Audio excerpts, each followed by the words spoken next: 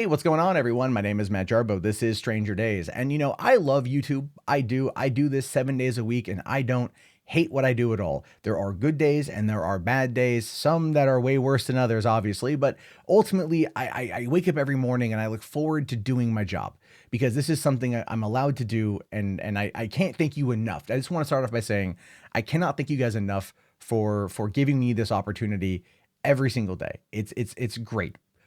There are downsides to it though, which is why this story, and I've talked about this in the past, but it keeps coming up, is still important. And that's the whole YouTube burnout thing, especially when it comes from someone like Lilly Singh, right? Lilly Singh is taking a break, and that's a big thing. And the reason why Lilly Singh taking a break is a big thing has everything to do with the fact that, she's at the top of her game, right? She's at the top of her game. 14 million subs, gaining new every single day, has got a production company in the works, has a lot of other things that's going on in her life.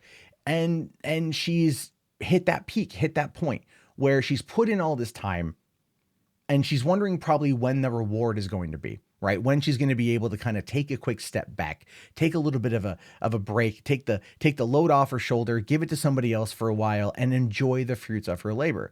The biggest problem with YouTube as a whole is it doesn't really give you that opportunity. It doesn't.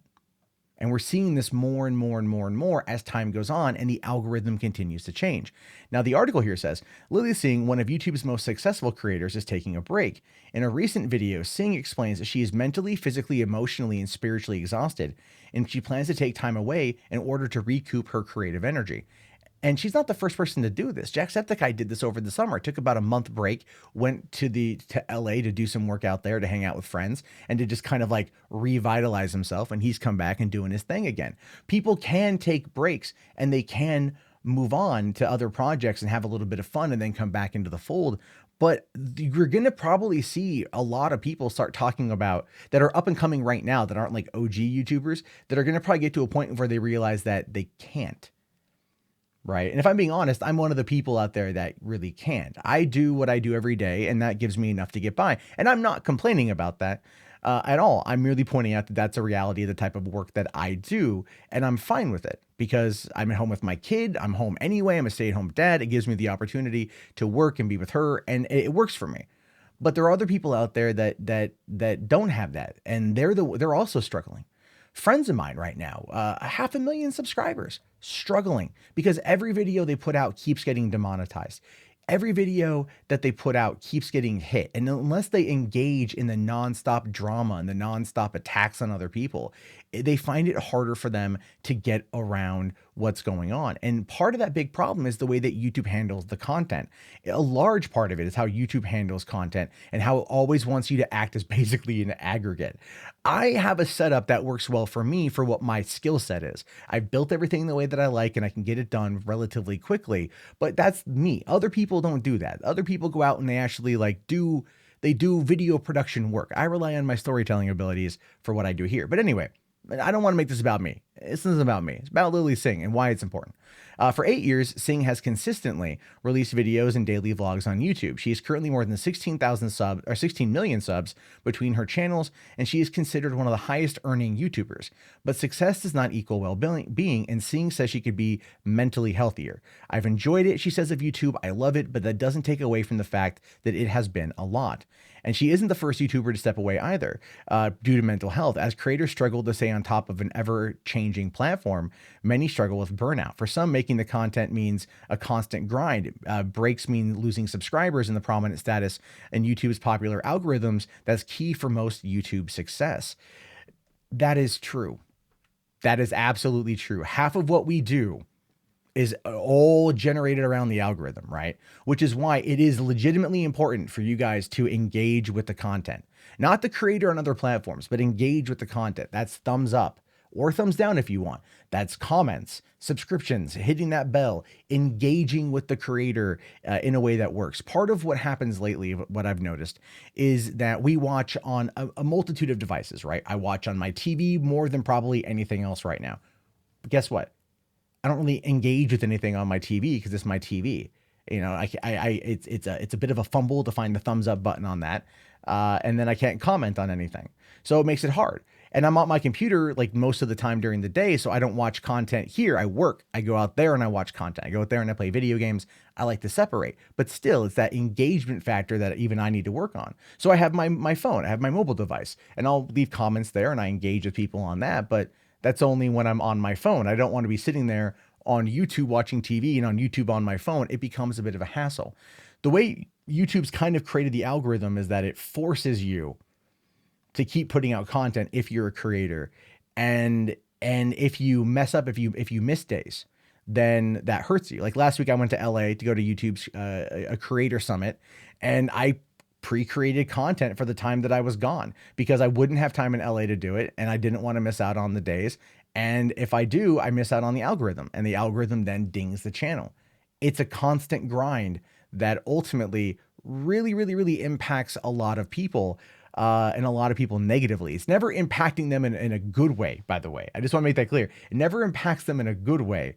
It's not always a terrible way, but it is a reality. Now, it says here that Singh admits that she doesn't fully understand YouTube's current culture, which has drastically changed over the years, saying, I haven't been super happy with a lot of the content I've created.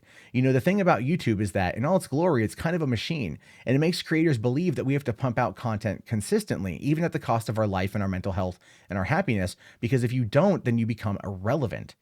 And she adds here, because I think I have to on this platform that demands constant content, but it's not really a reflection of me.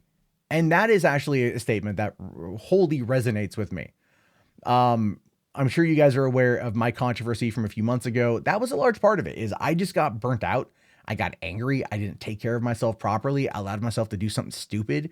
And there's been the consequences of that. And I'm living with that. As a result of that situation, I'm currently in therapy and I'm enjoying it. I'm doing more things for me. I'm focusing a lot more on $3 Theater, which is my movie news channel. That's for me more joy in my life. I'm looking for stories that I find to be personally interesting to talk about rather than what I feel other people want me to talk about, even though that does become an issue. I want to feel personally invested into the kind of content that I cover because I want it to be authentic. I want it to be me. And there's been many criticisms of me that I kind of turn off. You know, I just go into reading the article mode. I don't really engage. It's just kind of this machine. And you know what? They're right. That's an honest thing. I had a conversation with Hunter Avalone when I was in LA, because he was there too. And I admitted that. I'm like, yeah, man. Because he kind of called me out. He gave me some crap about that. He's all like, he doesn't feel like you're you. He's like, you in person, awesome. You on YouTube sucks. That's what he said to me. And Hunter and I will disagree on many things, but that's actually one thing that he said that definitely resonated with me as a person. Because the way I view that was like, yeah, you know, I mean, like if I sit there and I just turn on the camera and I just read the article and I'm not invested in what I'm talking about, then I don't come across as authentic. And that's the thing that YouTube hates, is they don't like inauthenticity, and they can smell it a mile away. And I probably let myself get to that point. I let myself get into this routine where it was just a routine. I wasn't doing anything differently. I wasn't trying anything differently. I was just doing this and maintaining. And I got stupid and I got dumb and I made mistakes, you know, and I'll be honest with you guys. Cause I have to be, right? I have to be. That's the truth.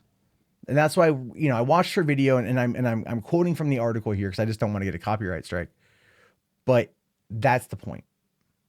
And that's just kind of what I wanted to say about that is, you know, YouTube is a machine. And so if you want to help out, this isn't really a financial thing. I'm not saying go to my Patreon or become a channel member, nothing like that. If you want to, you can, but I got to pimp it somehow, right? But it's really, if you want to help your favorite creators and you're wondering if they're going to struggle from this, engage with the content, watch them live streams, thumbs up the video, comment below, things like that. That keeps people like Lilly Singh from getting burned out, because if she's getting up in the algorithm, then she can take a little bit of a break. And that's what I think we're going to see a lot of in 2019, is a lot of people going down this path. The floodgates have opened. The higher ups, the bigger channels are starting to hit that. They're talking about that more frequently. YouTube's constant changing algorithm, the constant changing culture is really impacting a lot of people in that particular fashion. And we're going to hear more about it. And YouTube is not going to help us. That's the point. I had full-on conversations with them, with employees about it there, and they are not interested in helping us by changing the algorithm to suit us.